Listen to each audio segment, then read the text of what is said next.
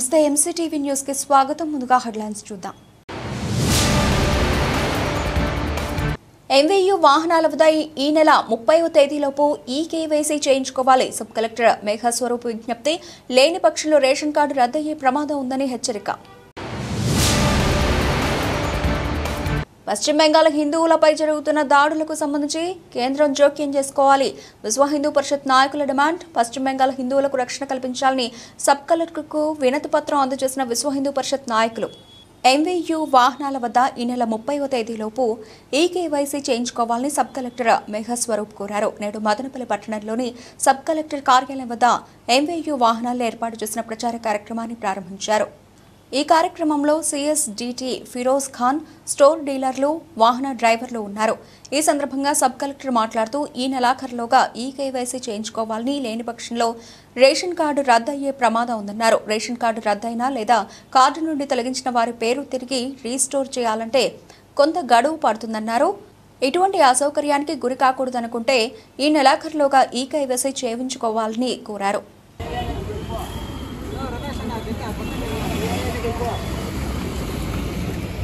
మనము eKYC civil supplies FP shops దగ్గర చేసుకోవాలని ర్యాలీ ఇప్పుడు ప్రారంభిస్తున్నాం.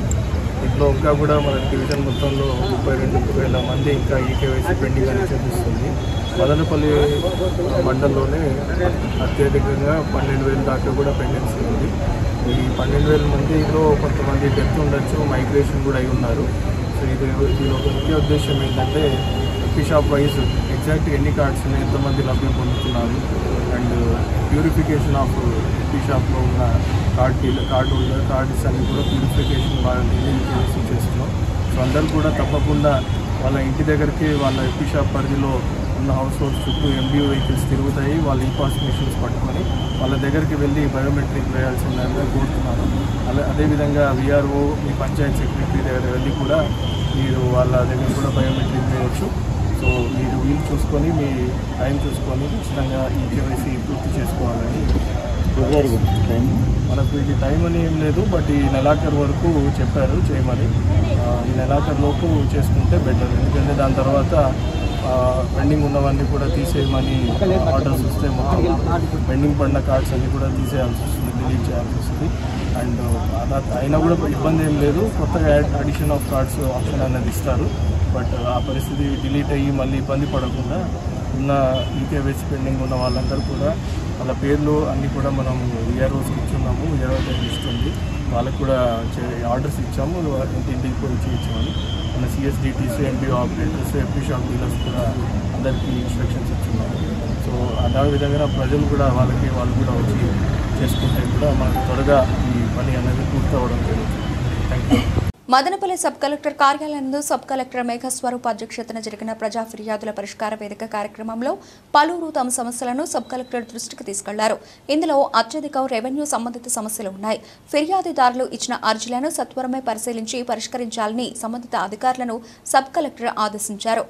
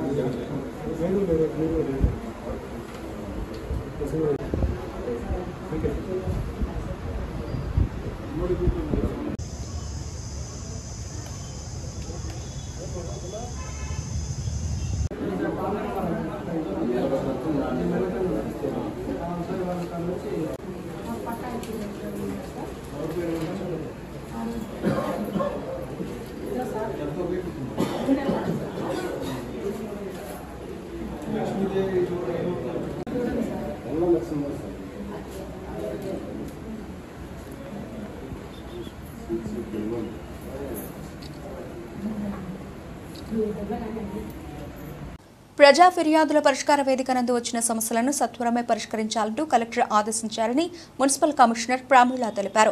నేడు ప్రజా ఫిర్యాదుల పరిష్కార వేదికపై కలెక్టర్ నిర్వహించిన సమీక్షలో మదనపల్లి మున్సిపల్ కార్యాలయం నుండి కమిషనర్ పాల్గొన్నారు. ఈ సందర్భంగా ఆమె మాట్లాడుతూ ప్రతి సోమవారం నిర్వహించే ప్రజా ఫిర్యాదుల పరిష్కార వేదికను ప్రజలు సద్వినియోగం చేసుకోవాలని కోరారు. నేడు జరిగిన ఈ కార్యక్రమంలో 3 ఫిర్యాదులు అందాయని చెప్పారు. అదేవిధంగా ఈ కార్యక్రమంపై కలెక్టర్ నిర్వహించిన సమీక్షలో ప్రజల నుండి వచ్చిన అర్జీలను సత్వరమే పరిశీలించి పరిష్కరించి నివేదిక ఇవ్వాలని ఆదేశించడం జరిగిందన్నారు.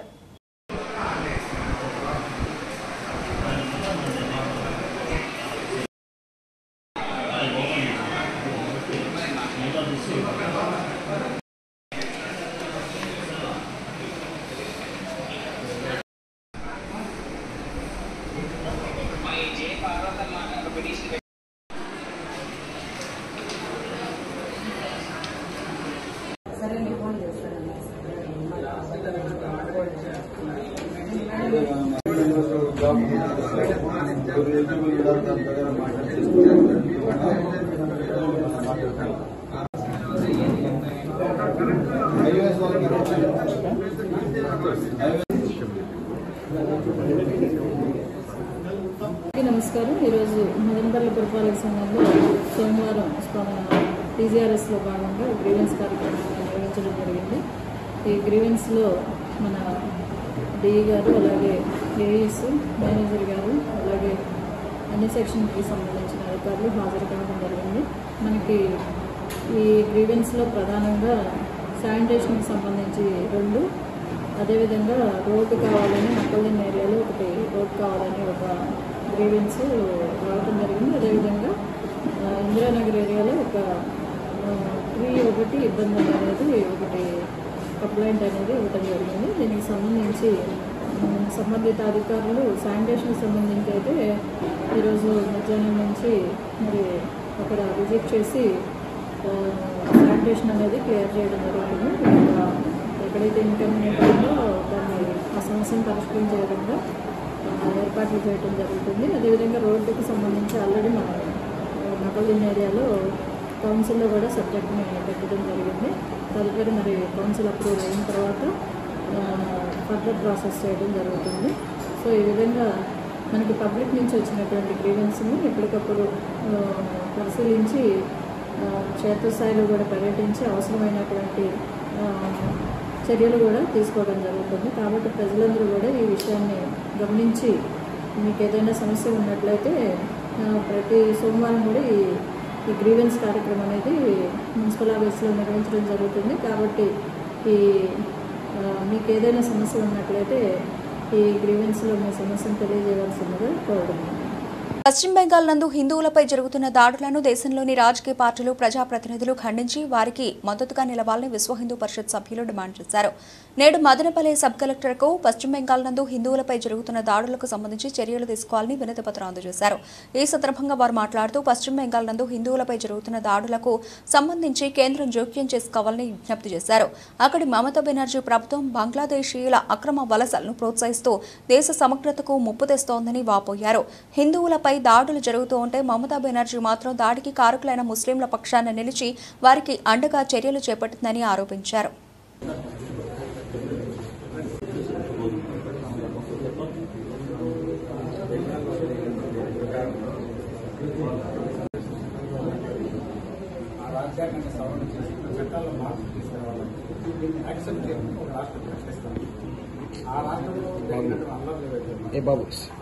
ముఖ్యమంత్రి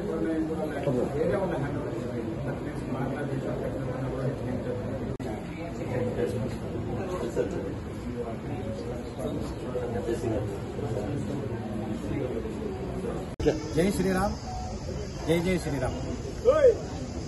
పశ్చిమ బెంగాల్లో ఈ మధ్యకాలంలో జరిగినటువంటి ఒక 2-3 సంవత్సరాలుగా ఒక ప్రణాళికాబద్ధంగా విదేశాల నుండి వచ్చినటువంటి వాళ్లకు ఆధార్ కార్డులు, అదేవిధంగా లాస్ట్ ఇయర్ ఎలక్షన్స్లో వాళ్ళు మేనిఫెస్టోలో 40% నుండి 60% ముస్లిం రిజర్వేషన్ చేయడం వల్ల అక్కడ పోలీసు యంత్రాంగంలో ఆ రిజర్వేషన్లో ఉద్యోగాలు పొందినటువంటి కానిస్టేబుల్స్, ఎస్ఐలు, సిఐలు, డిఎస్పీలు ఎవరైతే ఉన్నారో వీళ్ళు ఈ మధ్య జరిగిన ప్రతి సంఘటనలో కూడా సంఘటన జరిగిన ప్రదేశం కాకుండా వేరే ప్రదేశాలకు వెళ్లి పరిశోధన చేస్తూ ఇక్కడ కార్యక్రమాలు అంటే సంఘటన జరిగిన ప్రదేశంలో పూర్తిగా నాశనమైన తర్వాత మాత్రమే వస్తున్నారు. ఇది ఒక ప్రణాళికబద్ధంగా జరుగుతూ ఉంది.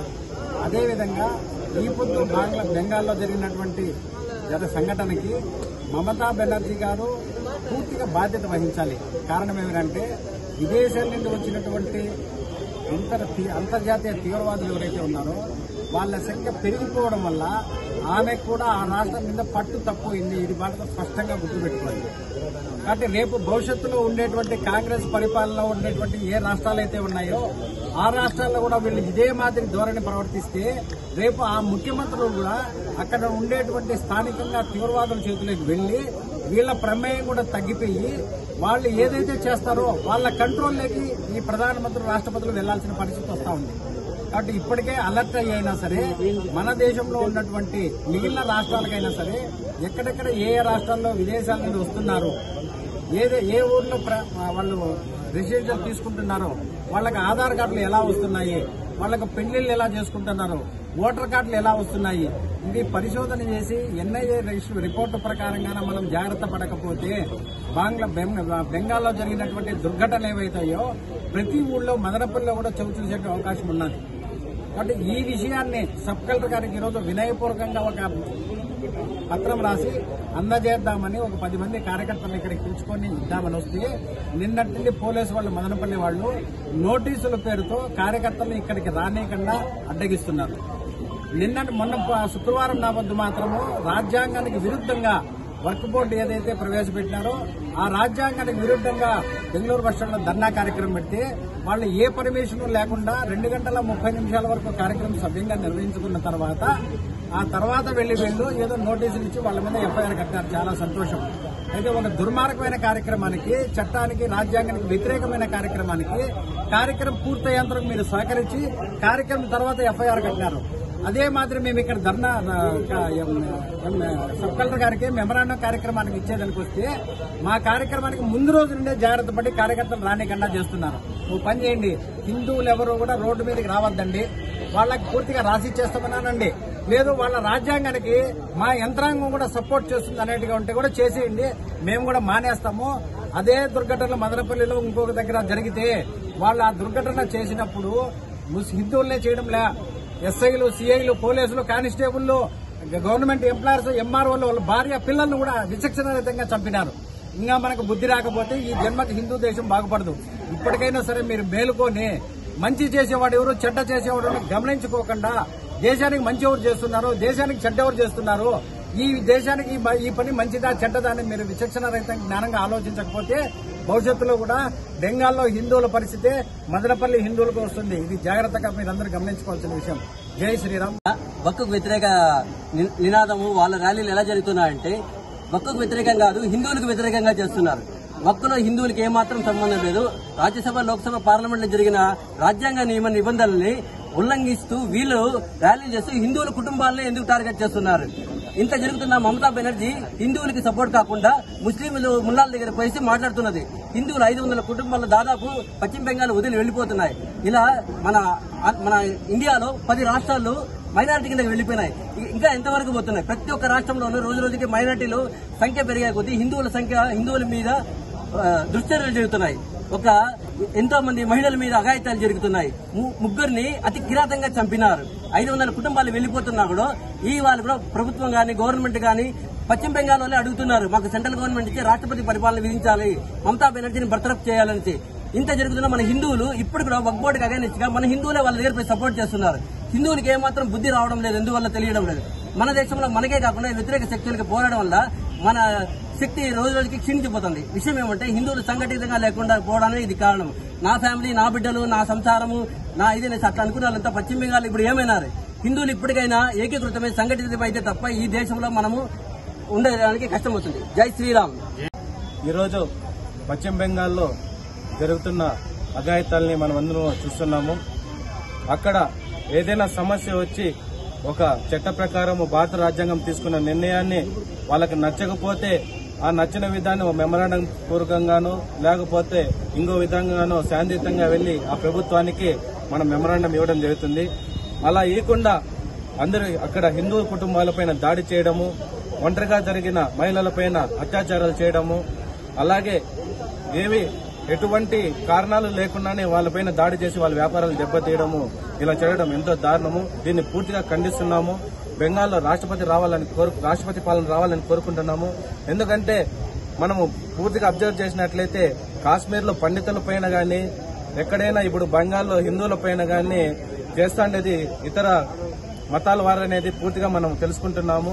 ఎక్కడ గానీ ఇప్పుడు మనం హిందువులు ఇద్దరిపైన దాడి చేయకపోయినా కూడా హిందువులు దాడి చేస్తున్నారు, మమ్మల్ని తరిమేస్తున్నారు, మమ్మల్ని అన్ని విధాలుగా ఇబ్బంది పెడుతున్నారు అని చెప్పి ఒక బ్యాడ్ న్యూస్ తీసుకెళ్తున్నారు. కాకపోతే ఇక్కడ హిందువులే అన్ని విధాల ప్రాబ్లమ్స్ ఫేస్ చేస్తున్నారు. కాబట్టి ఇలా ఇంకోసారి రిపీట్ కాకుండా చట్టపరమైన చర్యలు తీసుకుని హిందువులకి స్వేచ్ఛ కలిగించాల్సిందిగా, అలాగే న్యాయం చేయాల్సిందిగా కోరుతున్నాం.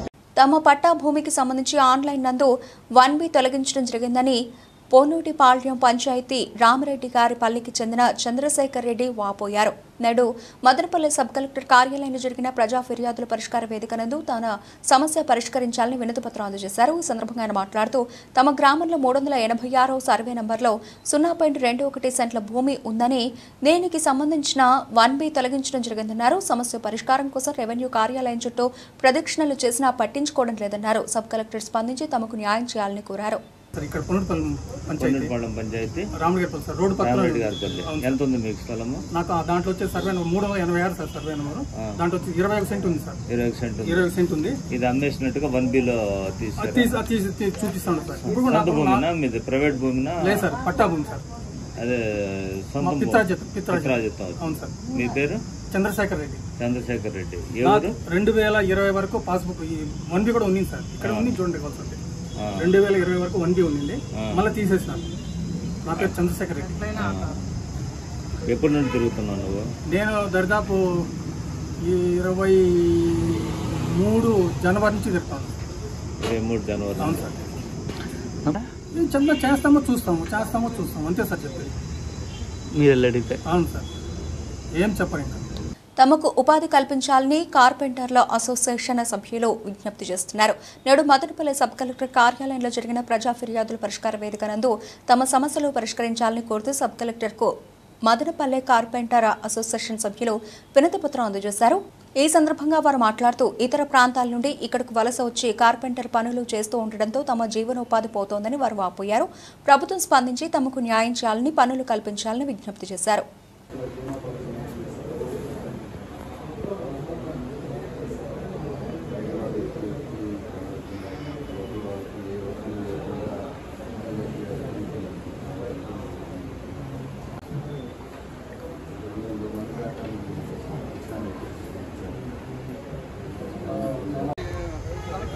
మీకు గ్యాస్ లేదా?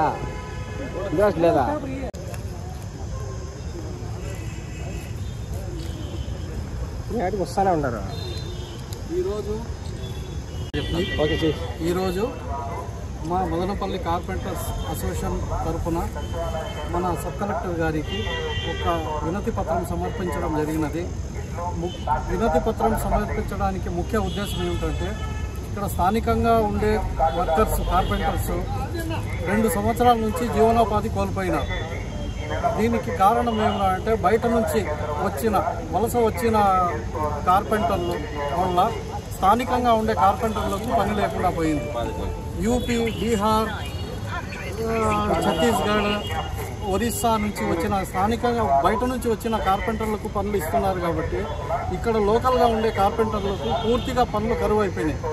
దయచేసి ఇక్కడ మా సమస్యల మీద స్పందించవలసిందిగా సబ్ కలెక్టర్ గారికి మా మొర ఆలపించుకున్నాము. ఇందుకు గాను సబ్ కలెక్టర్ కూడా స్పందించి ఆయన కూడా సానుకూలంగా స్పందించినారు. తగిన మీకు న్యాయం చేస్తానని సబ్ కలెక్టర్ గారు కూడా మాకు తెలిపినారు, భరోసా ఇచ్చారు. ఎక్కడెక్కడ వచ్చారు? మొత్తం టోటల్ మదనపల్లి సరౌండింగ్ నుంచి మొత్తం వచ్చిన కార్పెంటర్లు అందరి తరఫున బయట రాష్ట్రాల నుంచి చాలా మంది వచ్చారు. బయట రాష్ట్రాల నుంచి మీకు ఒరిస్సా, బీహార్, ఛత్తీస్గఢ్, యూపీ, రాజస్థాన్ ఇక్కడ నుంచి బయట వచ్చిన వర్కర్స్ వల్ల ఇక్కడ స్థానికంగా ఉండే వర్కర్స్ మేము మా జీవనోపాధి కోల్పోతున్నాం. దయచేసి దీని మీద ఒక న్యాయం చేయవలసిందిగా మా కలెక్టర్ గారికి విన్నవించుకోవడం జరిగింది.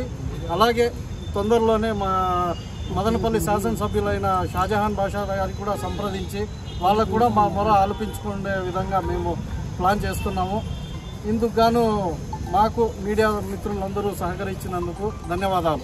బులెటిన్ ముగించే ముందు హెడ్లైన్స్ మరోసారి. ఎంవీయూ వాహనాల వద్ద ఈ నెల 30వ తేదీలోపు ఈకేవైసీ చేయించుకోవాలి. సబ్ కలెక్టర్ మేఘస్వరూప్ విజ్ఞప్తి. లేని పక్షంలో రేషన్ కార్డు రద్దయ్యే ప్రమాదం ఉందని హెచ్చరిక. పశ్చిమ బెంగాల్ హిందువులపై జరుగుతున్న దాడులకు సంబంధించి కేంద్రం జోక్యం చేసుకోవాలి. విశ్వ హిందూ పరిషత్ నాయకుల డిమాండ్. పశ్చిమ బెంగాల్ హిందువులకు రక్షణ కల్పించాలని సబ్ కలెక్టర్కు వినతి పత్రం అందజేసిన విశ్వ హిందూ పరిషత్ నాయకులు. ఇవి ఇప్పటివరకు బులెటిన్ అప్డేట్స్. మరిన్ని అప్డేట్స్తో మళ్ళీ కలుద్దాం. అంతవరకు సెలవు. నమస్తే.